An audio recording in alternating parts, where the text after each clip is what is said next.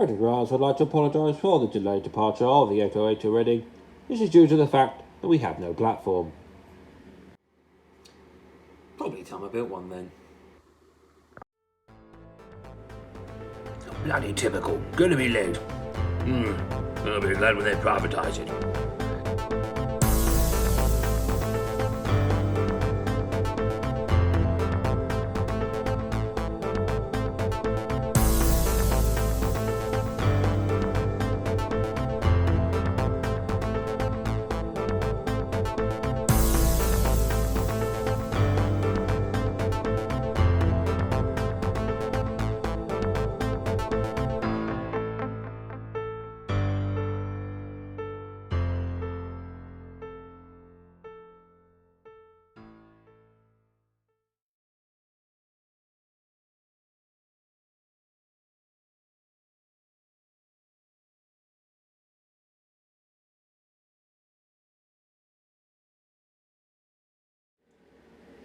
So to start off with, to build my platform, I've made a paper template of what the top will look like.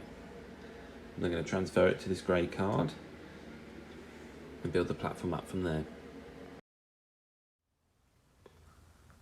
So with the use of the template, I've now cut the platform top, and to raise it up, I've cut these card strips.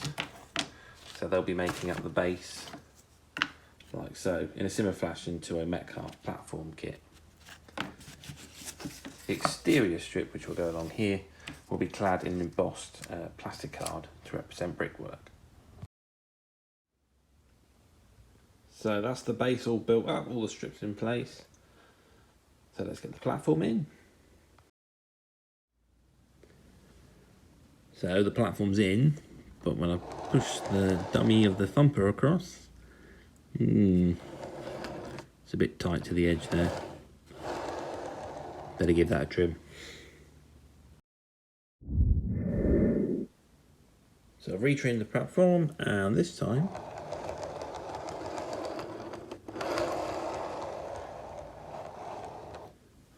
it's a nice bit of clearance.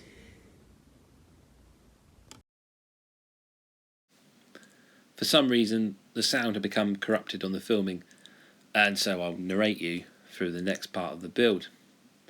I decided to create the edging stones from some thin white card. The stones would be set 4mm apart, with a centrefold scored down the middle, each stone scored out with a scraper.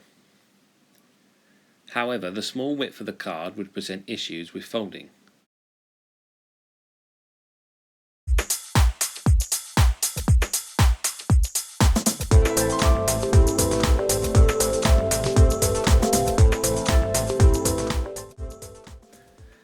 As mentioned, the card's small width, along with its long length, meant that it was difficult to fold in half. It also meant that the fold would be exposed when wrapped around the platform. To resolve, the edges were cut in half with markers so that once cut out, they could be lined up again when glued to the platform surface.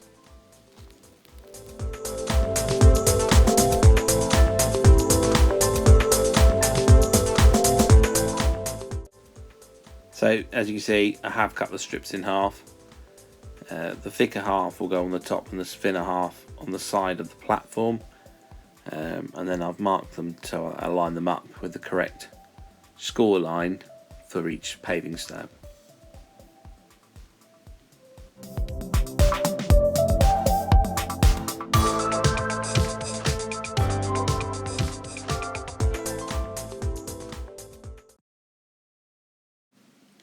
Cutting and gluing the edging stones in halves on the platform meant there was a gap where the two sides should be flush. To resolve this issue, I applied Modeler's plastic filler, which would be sanded down, and then any stones that had disappeared in the process scribed out again. Next would be the platform surface. An attempt was made to try and squeeze wall filler from a 4-year-old tube, with rather poor results. In the end, I followed the idea used by the scrap line of a mixture of builder's sand with interior filler. I had nothing to lose in trying this method, and I'm so pleased I did. the results are exceptional.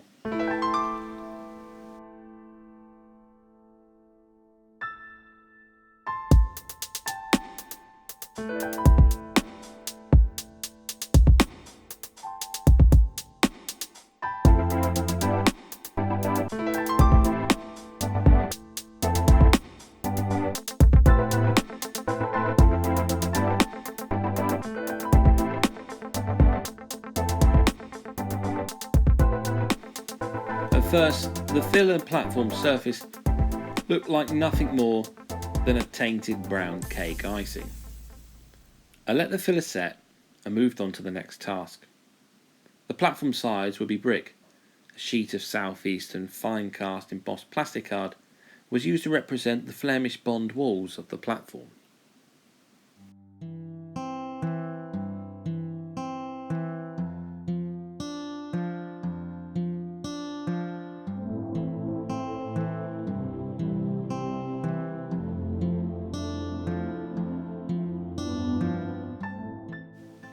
Once the filler was dry, it was sanded down, and you can see the platform surface was starting to show through. The sides cut out, they were ready to be stuck on.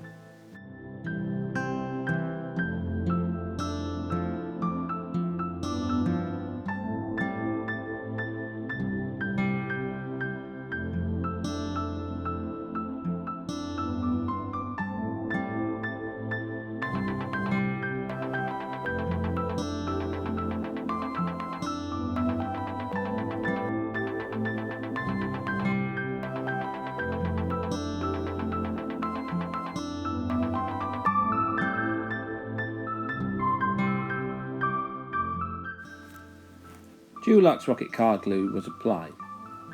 With its rapid setting, the platform sides completed the build of the basic structure.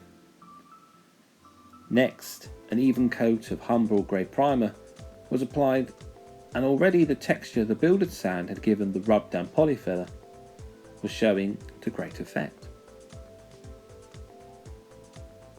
But to get a convincing finish, a black acrylic wash was to be applied and rapidly wiped off, leaving the impression of a neglected platform surface.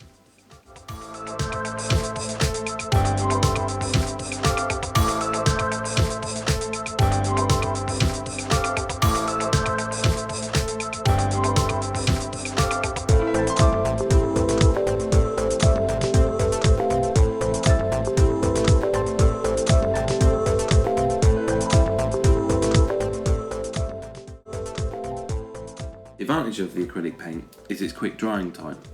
Within only a few minutes, the platform was highlighted for its potholes, dents and scrapes that really gave the great effect for this platform surface.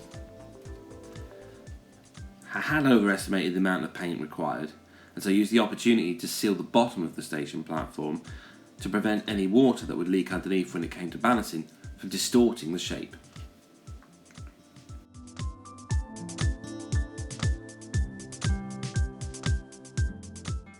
With the platform surface complete, next was to bring a bit of colour to the platform itself.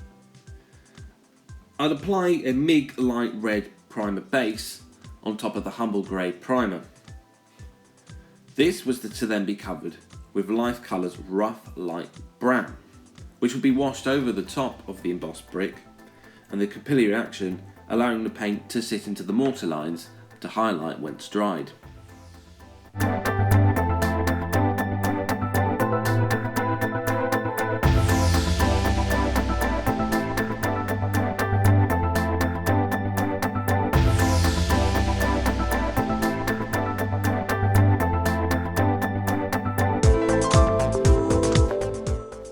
Once the rough light brown had dried, you could see the paint had sunk into the majority of the grooves, occasional gaps showing. To highlight the bricks, I would then get out the MIG red light brown primer again, this time dry brushing it on with a flat brush so as not to fill the mortar lines with the red paint.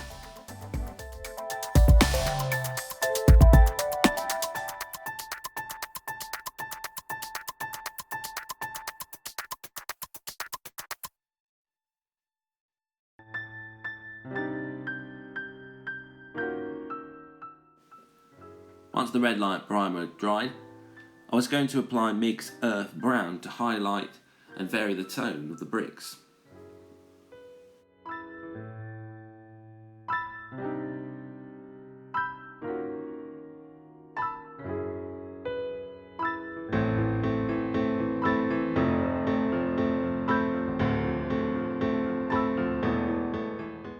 To finish, a handful of bricks were picked out in Life Colours blue stone. Next would be the edging stones on the platform white line. The stones would be made up with a blending of Life Colours blue stone, green stone and light stone, allowed to dry and the white line added afterwards.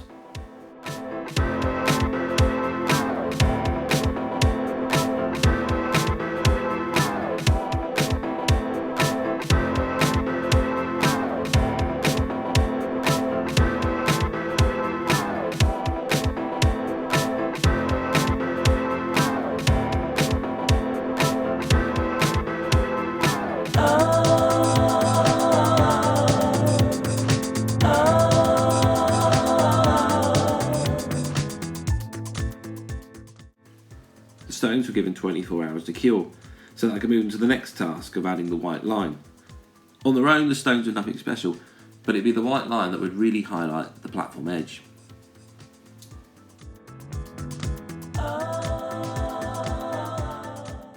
I wanted the white line to look like it was nice and worn out, giving the station a neglected feel. To achieve this, I began by adding blobs of Humbrol masking in various places along the platform edge. The application of the masking tape would keep the white line straight edge on the other side.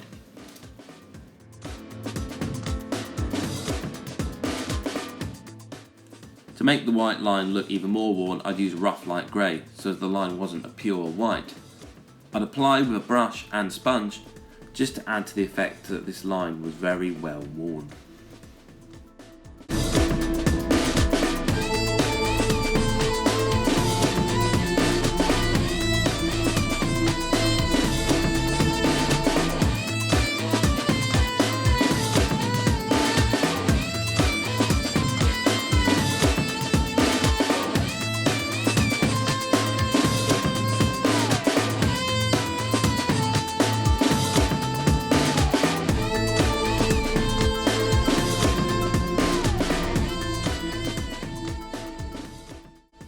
The white line on the platform surface was the last of the build. Once the paint had dried, I rubbed the masker off, removed the masking tape, and here it is to its finished effect. The next task would be building the station building itself, which would be done from a Gauge Master kit. So next up for my station is the station building. Now, chances are, in real life, a small branch line terminus like this, the building probably would have been knocked down by now, but like the engine shed, it has somehow survived.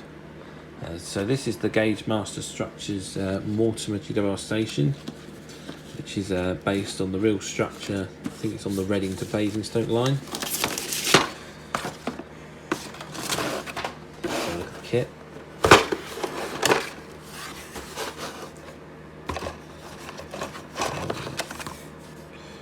Transfers, instructions, and kit itself. It seems to be pre-coloured. There we are. This is the original of the kit. Must be originally a Fowler kit.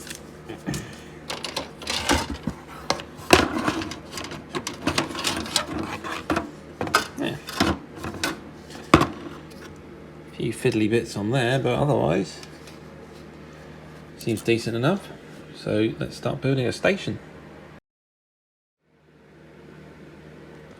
So looking over the kit, all the various parts are in different colours, which do actually match up to the box art. When you look at the box art, I think the only painting is the actual mortar lines. Everything else is just the kit stuck together. However, I don't want a plastic looking station, so first things first, to make life easier, I'm going to paint all the various parts before building the kit.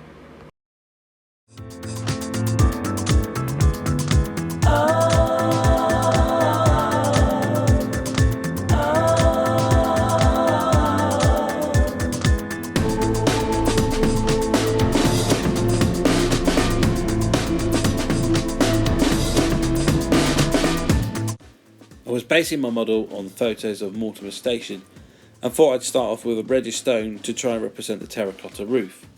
However, this colour would prove to be too light and a darker colour required.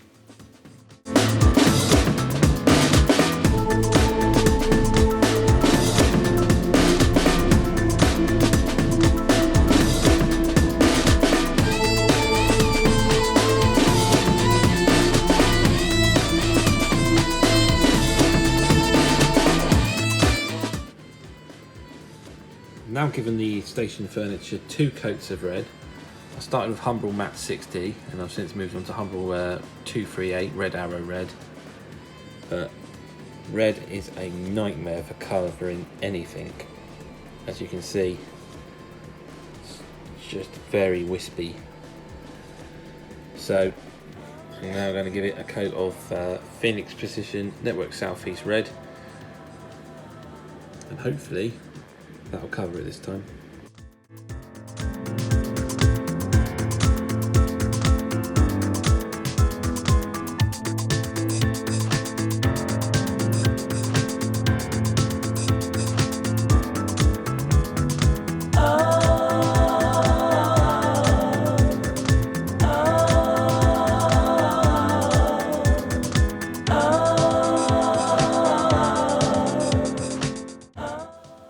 Whilst my everlasting struggle with the red paint continued, I let it dry and moved on to the roof. The light red stone clearly hadn't covered or given the effect of a terracotta tile. I played with a few colours trying to get something that matched. Eventually the closest I could find was the light brick by Rail Match. Number 243, I believe.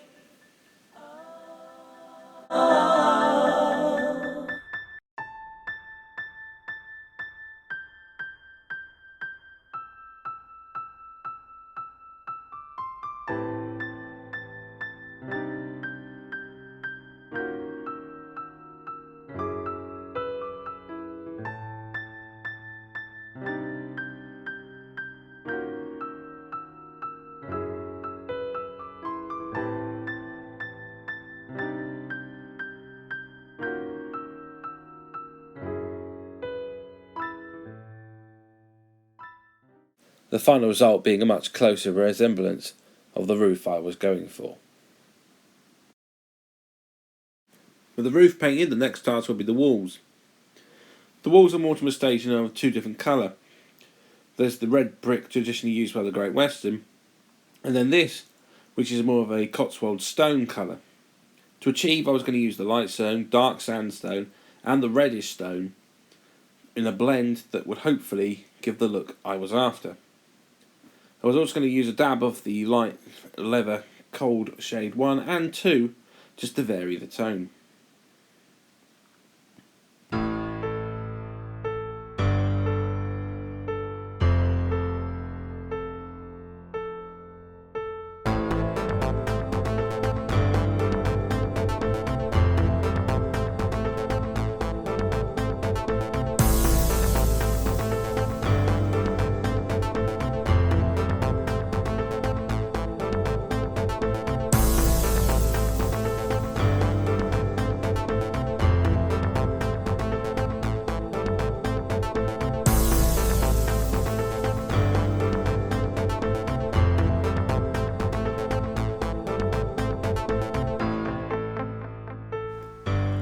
The achieved colour was better than anticipated, and I was rather pleased with the Cotswold stone effect of the brickwork.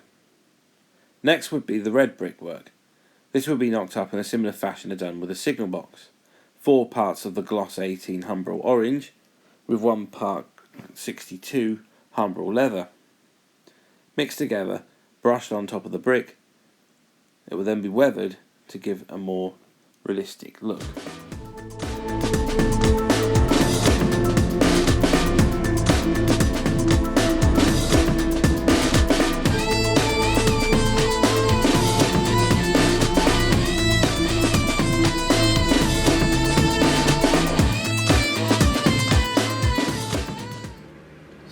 The brickwork's now got its coat of orangey brown paint, and so we'll move on to the last bit that needs to be painted, which is the canopy and the windows.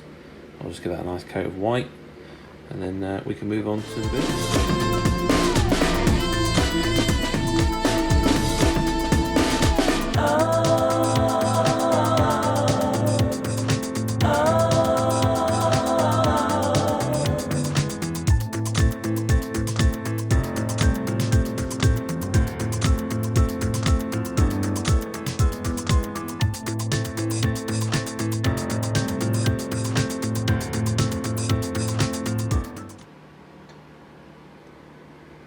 So all the various parts are now painted, as you can see.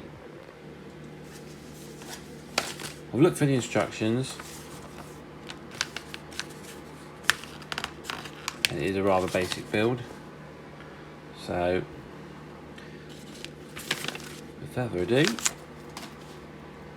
I'm going to build this kit.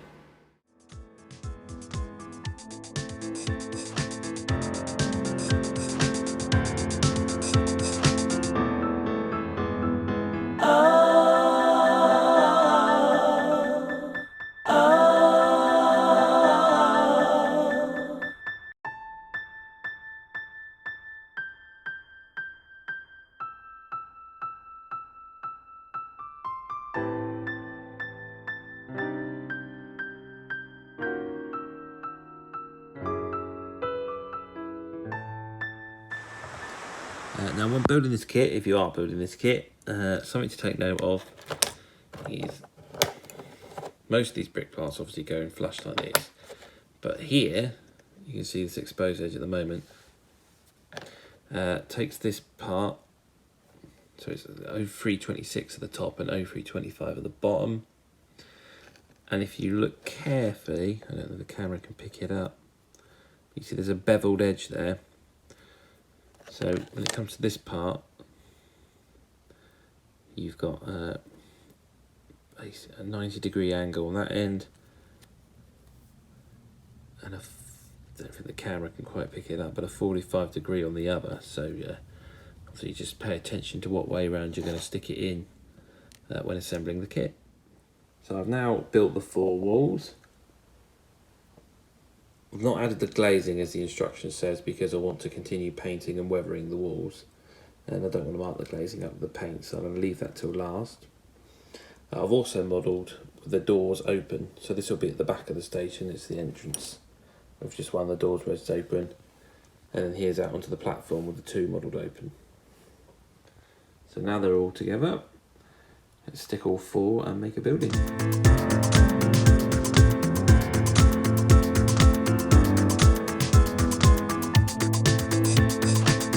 As the glue sets, I've just put the lower half of the roof on just to keep everything square for the final assembly. So I'll just leave that there, and then we can glue that bit of roof on later.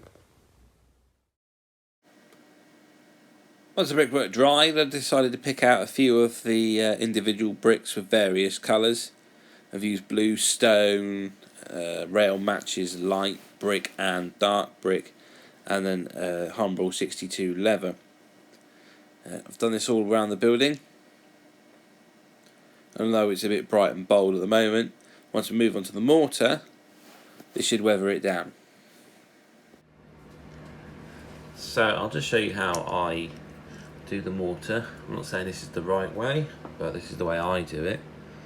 Because it's acrylic paint, I don't want to use any acrylic thinners because they'll just pull up what we've already painted on. So I'll just get some water from my brush cleaning pot.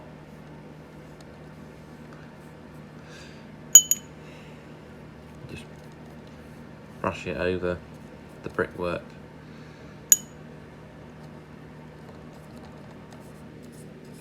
And what this will help do is give a capillary action, so that when we put the paint on, it all starts to run into the gaps for the mortar.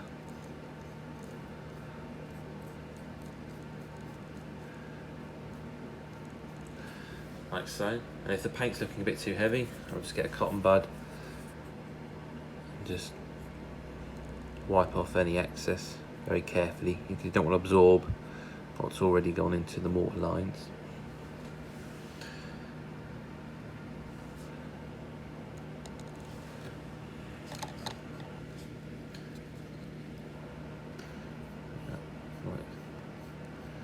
see how the paint nicely runs into the gaps.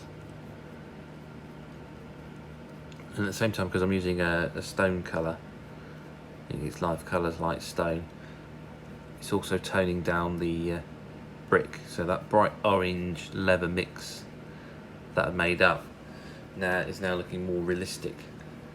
It's got more of a weathered approach. You can see there's a bit too heavy in the paint here, so we'll just wipe that off with a cotton bud.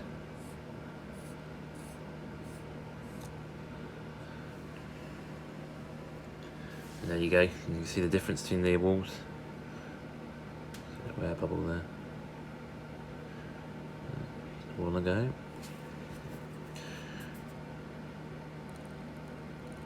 we are. And that's how I do the mortar.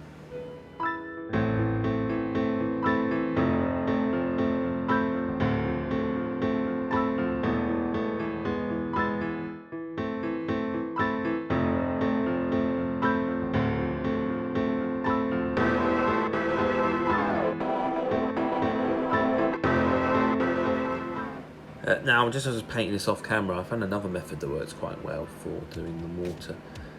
If you just apply the paint to the brickwork neat,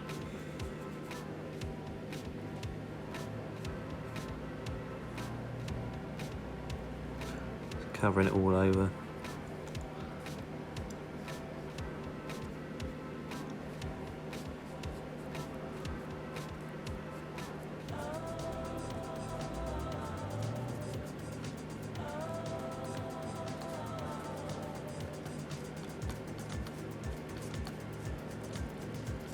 And then just take a cotton bud, dip it in some water, and wipe the excess paint off.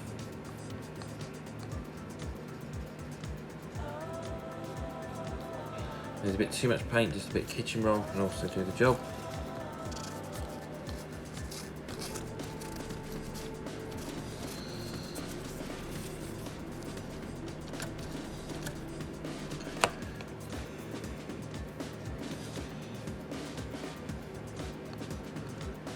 Quite difficult to do this with a camera in the way.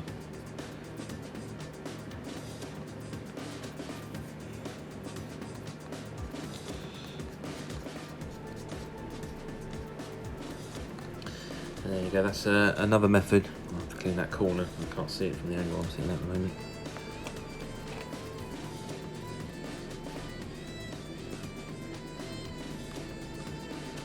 Yeah, another method of doing the mortar lines. So you can now see I've applied the mortar to the red brick and the sand stone coloured brick. I used the life colour blue stone for the darker mortar colour. Now the reason I use the live colours is because they're nice and thin already. If you try and apply the mortar with something like Humbrol, it's going to be too thick, so you will need to water that down to get the desired effect and allow the paint to flow into the gaps. So that's pretty much the station building. The windows are looking a little fresh and white. I could leave them like that and sort of say, yeah, well, you know, they've been painted, but the red on the doors is slightly weathered due to the fact that they've had about 5 coats now and they still don't quite cover. But I'm happy with the way they are, like that. As I say, they've got a bit more of a weathered, worn look. So the windows will have to match. But next up, I'm going to work on the roof. So as it stands, got the canopy and the guttering, which is in a nice pure clean white at the moment, and the roof is quite clean as well, so these just both need weathering. I'm going to use Life Colours wood weathering series. I've got various shades of white in there. You see there's old peeled deck, strip wood, old lighten wood, wood grey umber, rough light brown. Would help me move the camera. So I'll be using them, and then I'm just going to weather the roof just to tone down the colour and get it matching sort of the online pictures I found of Mortimer Station. So I'm going to do the tiled roof first. I'm going to use leather warm shadow, which is a very sort of dark brown. I've got the green stone, which I'll use to sort of represent the moss, and then Life Colours roof dirt, which is designed for weathering rolling stock roofs and that, but that will also be used to sort of tone down the bright, clean red tile that it is at the moment. If anyone is intending to make this kit, it's worthy to point out that this roof, I do believe, is how it was originally designed on Mortimer Station. It was then changed to slate in the 1920s, and I think for the 150th GWR celebrations, the roof was changed back to this, which it is at its current state these days if you visited the station.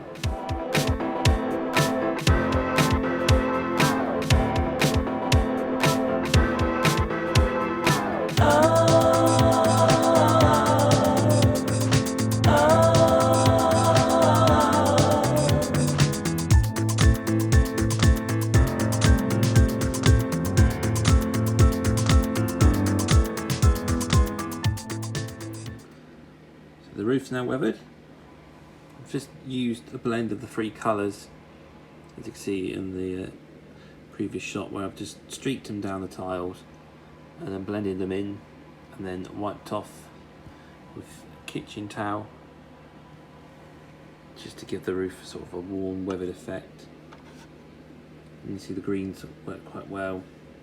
It doesn't really show up on this camera, it's a bit pink, but it represents the moss on the roof.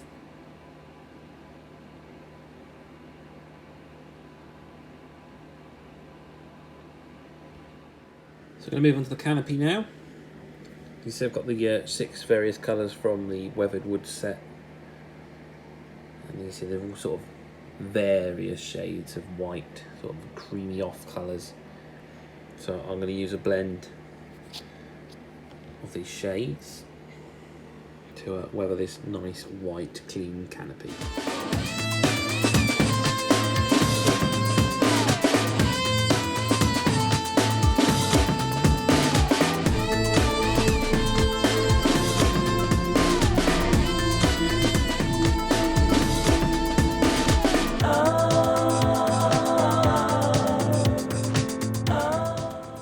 So the canopy's now been painted. You can see you've sort of got a weathered peeled paint effect, so it's not this bright white that it originally was. And then while the paints are out, I've also done it to the windows, although I don't think it's as clear on the camera. Now I can attach the roof to the walls. As you can see, I am pretty much there now with this station build. I've added the chimneys, painted in the same style as the rest of the brickwork. I've glued the canopy to the building. The roof is still currently loose, as I intend to detail the interior at some point. I've added the drain pipes, and again they're in a nice network southeast red. Glazing's also been added, not very obvious in this shot, but you can see it on the arch window, as I've rubbed a bit of sandpaper on there to give it a frosted glass effect. The kit comes with transfers that you can stick behind the glazing, so that you don't have to look in the building and you don't need to detail the interior. But as I've got the doors wide open, I will be doing that at some point. There's a few other bits left to do. So a couple of notices, running in boards, and this lovely little GWR bench that needs painting, as I forgot to do that bit there and then putting together. You've also got some non-functioning lights, but I'm not going to use these as I picked these up at the Milton Keynes model show the other day, so they'll also be getting a coat of NSE red and going on the platform at some point. But for now, we have a platform station building, so that'll do. Hopefully the locals will stop grumbling. Thanks for watching, and if you like, subscribe and come visit again another time. Bye.